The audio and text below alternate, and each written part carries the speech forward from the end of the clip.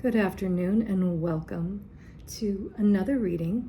I'm Michelle, the reader for Salvium Apis, and this is my channel where I perform spiritual readings for you to take with you as you see fit to help clarify any energies that are stuck or causing misunderstandings for you, and to help light the way ahead for you and for others so that we may all make our way in the world in harmony and communion.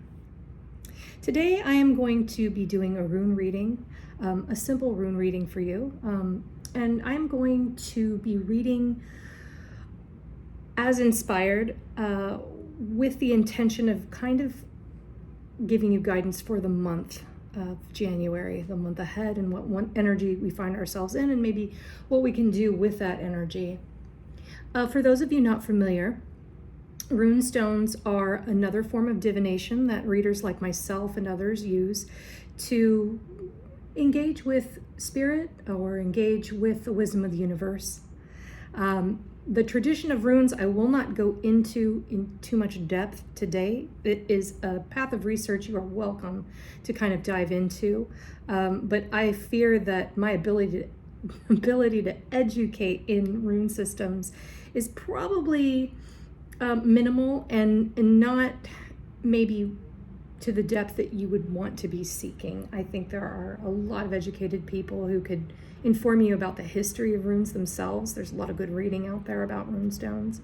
But essentially, runes are a symbolic alphabet that were used by what many people, assign them to the Vikings. When they think of runes, they think of Vikings, right? But Viking is kind of a loose term. They were basically just farmers, and there's a whole bunch that's loaded about using the term Vikings. But basically, the Norse and Germanic peoples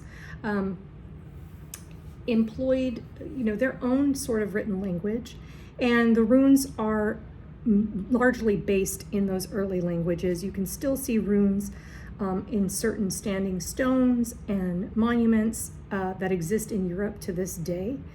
You might see them tattooed on people. You might see them misappropriated by extreme groups and by people who have sort of co-opted their meanings for other things. You may find people attempt to use them to literally write out a translation of their name or an idea on their bodies in a tattoo or in jewelry, and sometimes that's a mistranslation. So here we are just using them with the intention as a casting source in an oracular sense. So they are used because for many of these peoples, the indigenous peoples of these regions, the word had meaning, the word had power. And I want you to remember that as we move forward. When we talk about these symbolic systems, when we talk about divining with a letter, an alphabet, essentially, for these people, it carried power. There's a reason that they call spelling. It was to speak something into being is a form of spell casting. Okay, even in you look at the ancient Hebrew traditions and the Judeo-Christian traditions, in their biblical text, in the beginning there was darkness, and the first thing that occurred was sound that spoke to the darkness. You have an entity saying, "Let there be light," but that is, on text, that's vocalized, right? That is called forth. So to vocalize something, to intone something, was to take energy and make it manifest. And we see that echoed today, although a lot of us sometimes don't want to face the accountability in that. Our words have power. So I want you to remember that as just overall tone of the month. When I do a rune reading, I like to remember that the power is so deep in these symbols that in a short reading, I'm not going to call forth all of the energies in that for you or for myself or for anyone. They resonate with such ancient architecture, archetypal language, meaning, it's impossible to just dive into the meaning of a rune in its fullest depth, and they are a lifetime of learning. If you choose to walk the path of rune seership, if you choose to walk the path where you're imploring them for, answers or guidance, it is a lifelong learning, and you will uncover layers and layers and layers in the simple symbology of these stones. So I am going to go ahead now with the reading. That was about 5 minutes of jib-jab that you probably weren't looking for today, but I think it is important to talk about that and to continue talking about this as we read. We're talking about what we want for this month. I'm going to see what comes up.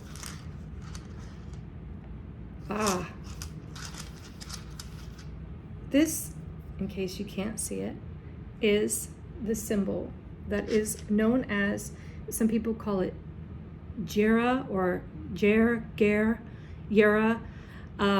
There's several pronunciations. There's an Old English version, there's an Elder Futhark, there's the Germanic pronunciation. I know it as Yer or Yera, but this is representative of a year, literally year, or a cycle of fertility, or a cycle of from seed to harvest, right? So you think about planting something and 1 year later cultivating it.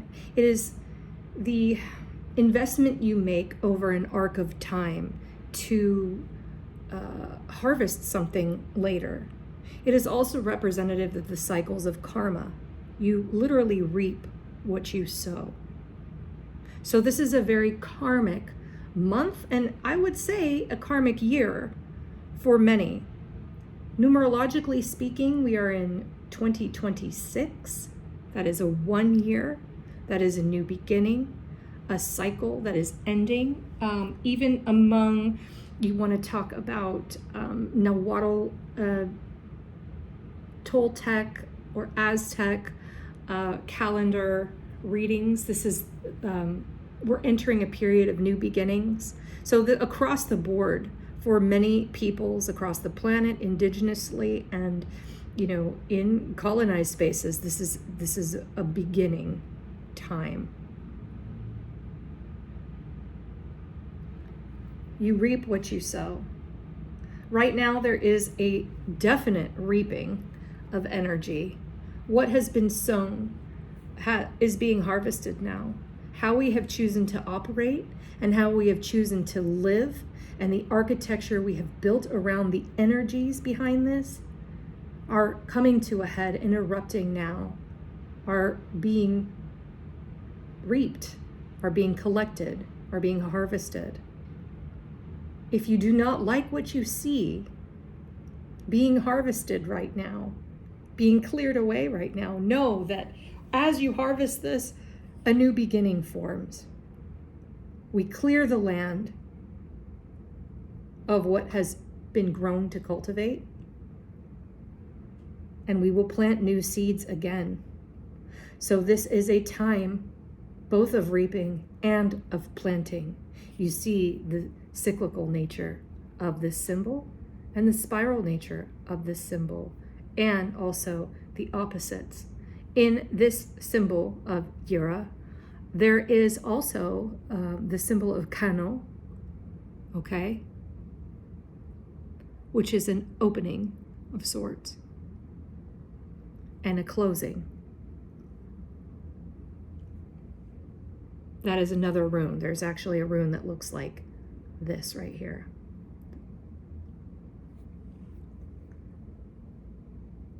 So there is an opening and a closure here. I want you to sit with this for a little while as we continue the reading. Let that sort of imbue in you. Steep yourself in it like a tea, because it is everything. We are feeling the full impact of how we have chosen to live our lives, individually, as a world, as a planet, individually in your own countries, in your own nations. This is a time of what is known as apocalypsis, which is another word or term for unveiling. It literally means to lift the veil off of something, to unveil, to remove a veil. Apocalypse. And that is the time we find ourselves in. A time of unveiling, a time of reaping, a time of coming to terms with everything we have sown. Some of you are going to find this in your personal lives. Something's coming to a head in relationships and personal relationships. Some of you have chosen to clear the decks. You have reaped what you have sown, and you're ready for something new. Plant new seeds at this time so that over the arc of the next cycle, what you reap will be of greater benefit to you. Be considerate with what you do now, with what you speak now. Again, we go back to power and speaking. Be intentional about how you speak, the choice of words, because I'm going to tell you something. Words matter. They matter more than you will ever know. They matter in ways unseen to you, and that you are just have blinded yourself to as well. One modality of word impact, one way that we've been sort of impacting ourselves with words, however carelessly spoken, is through social media.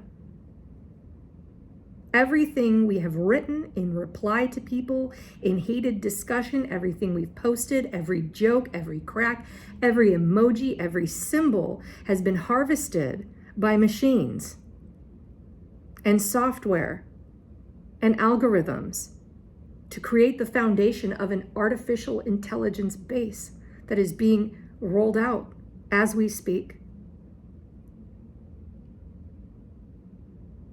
Imagine basing an attempted intelligence form off of the last few years of social media. Do you feel the weight of that? Words matter. They carry weight, they carry power, they carry magic. Everything you say, and this is a paraphrase of, Toltec wisdom. This is a paraphrase of Don Miguel Ruiz in The Four Agreements. If it's an excellent book, if you want to take a look at that to understand your place and your responsibility for what you speak.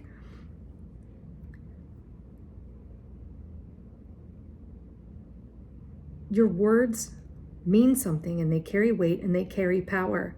They are what manifest the world around you. You speak to darkness and you pull forth light, or you can just add to the darkness. The choice is yours, but the results are everyone's.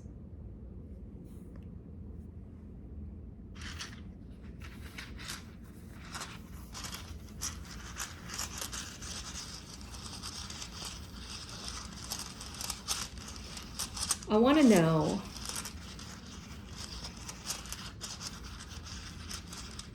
what I could offer you, perhaps, in terms of guidance around wielding your word, and maybe what direction that could take for you so that you may aim your word in the truest way and healthiest way possible. This is big January energy here. It will set the tone for the months to come. Berkana. Berkana is the rune for the birch tree. It's also has been called Bjork, but I mostly see it as Berkana, the birch. And as such, it represents renewal and growth. There's a lot of family energy in this one. The birch tree energy deals with something a little bit more flexible and a family system. And, birches aren't usually solitary, lone, singular trees. You're going to find birch groves. Birches have also been used, their bark has been used for many things. The bark for paper, for lining boats with, canoes with, for building homes with. So communication is part of this. Spring is part of this, and regrowth and rebirth and the shedding of bark continually. There's a little bit of snake energy in here too. Aim your words and the power of what you choose to manifest verbally and in the written word and in song and in poetry, however you work with the word, using the energy of Berkana. Seek to make your word one that is unifying and that considers the collective, that considers your immediate collective, especially the people that you have an influence on day to day, your family, your immediate community, your neighbors, your classroom, your church group, your witches circle, your coven, your Facebook group, your followers on Instagram. These are our circles that we gather around us. We ask for people to witness us. We have a responsibility to return something that promotes growth and understanding. New beginnings are also spoken of with Berkana. So aim your intentions at renewal. If you have a rift, if you have sore spots with your loved ones, your friends, your family, if over the holidays things got tense and shitty and weird, which they do sometimes, guess what? You have a little bit of good juju here to promote some regrowth, some renewal, some healing words can be spoken, a letter or short note, an apology that needs to be offered that's hanging out there. Now's the time to do it. Set your tone now, because you will need your tribe around you in the days to come. We will need each other. We need community. A lot of my lone wolves out there, I get you, I feel you. This is the space I've been in for years now. It is time to come back into community, and that's one of the reasons I launched this channel, is to kind of seek out communion with others and to keep my fire lit for others, to inspire them to light theirs, and so on, because together we face night. Together we face the density and the darkness that skulks to us from the outlands. Okay?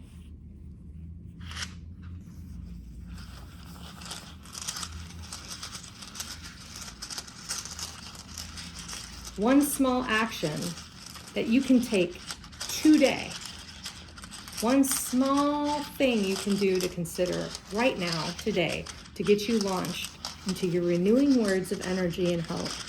Because let's face it, it can be sort of daunting sometimes to choose carefully. It is so easy to recklessly speak. So easy, too easy, in fact. But we find ourselves in a world of wounding. Healing balm can be offered in the things that we vocalize and say to one another. This is critical. What can I choose to do right now? Isa, ice, frozen, that which is immutable. Is, ice, Isa, is. A few ways of saying this, okay?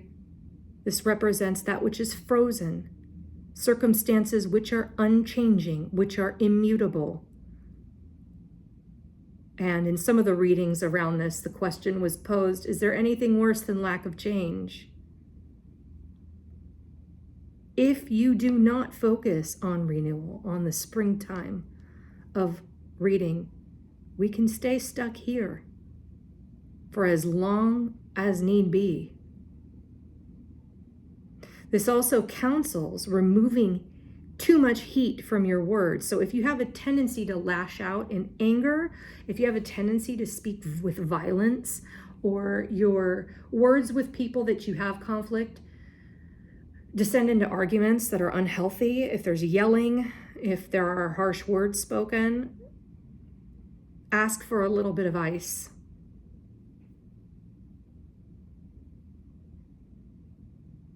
You can literally write down the things you want to say and put them in the freezer. You can draw a picture of your angry self and put it in the freezer. Speak to it. Say, this is my anger. Go to your actual refrigerator or freezer, because your whole kitchen is magic. Your whole home, your whole everything you do can be used in a totemic or representative sense. You have great power around you. Use your freezer, okay? Most of you have one. If you don't, and you live in a very cold place, use the snow, use the ice, use the lake, the river. Maybe not the river. There's too much movement there. But this is something we want to lock in and chill for a while.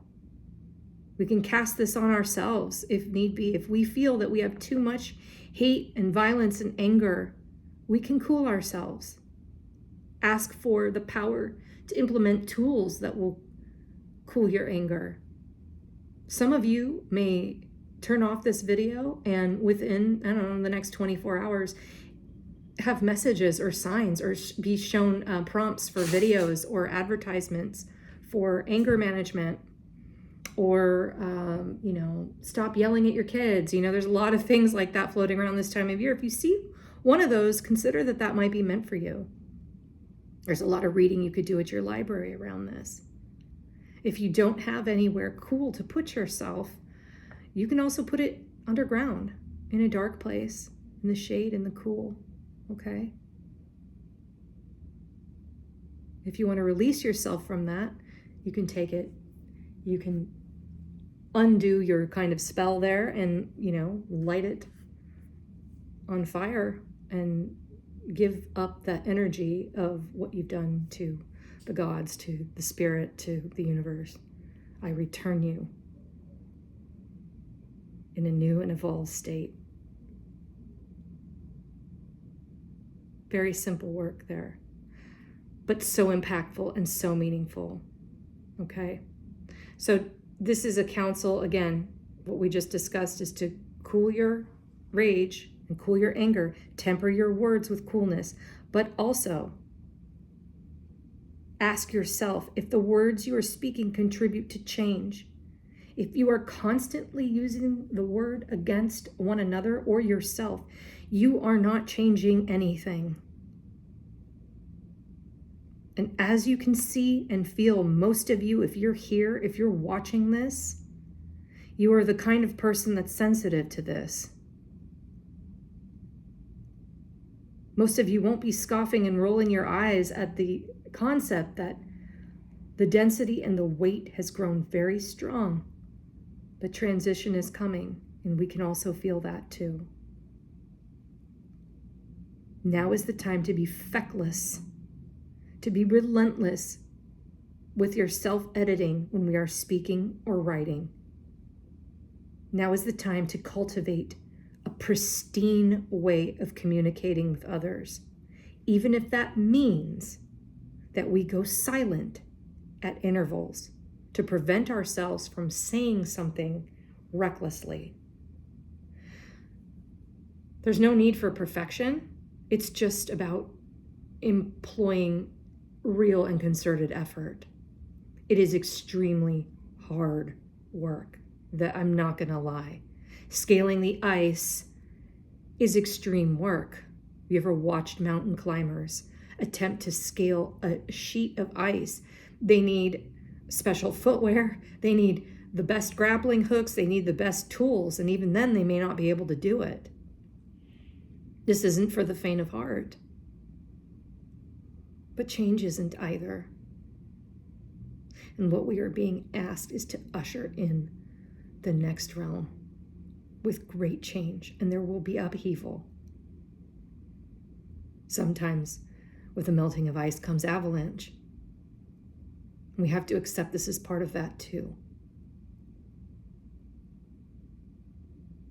But without any melting of this ice, without any transition, things stay exactly the same. And every paradigm, every box we have trapped one another in as humans, every ruthless grab for power, Every attempt at control, domination, and dominion locks into place. If we want that to change, the change must start with us. May your new year be full of blessings. I will come to you again soon.